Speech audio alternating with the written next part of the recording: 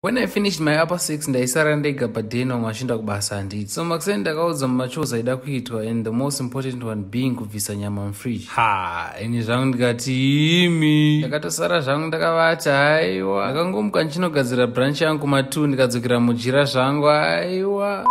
Okay, so tese tinoziva kuti hakuna chinhu chinorovesa kudarika kukangana kubvisa nyama mufridge. Sekuru momzi vakati vashiridza huta apa ndaitorota hangu ndichidya mbida. Ndakamuka zvinyoronyoro ndikanovavhurira gedhi asi ndakavatangira kupinda mumba. Hey, believe it or not, when I say the distance from the main gate to the main door was enough for me to sweep the house, mop the floor, dust the furniture, clean her bedroom, wash the dishes, wash her clothes nemashira, nekumanika achitooma, kudiridza mugarden, kushaina mawindow sills, nekumaisa polish, nekuisa polish pabudza baba dzokubasa. Zvese izvi zvakaitwa in a matter of 1.5 minutes because ukanatsogara pasi ukazviisa into mathematical terms, moms vaifamba with a speed of about 2 steps per second. If you convert 1 minute 30 seconds into seconds, it is equivalent to 90 seconds.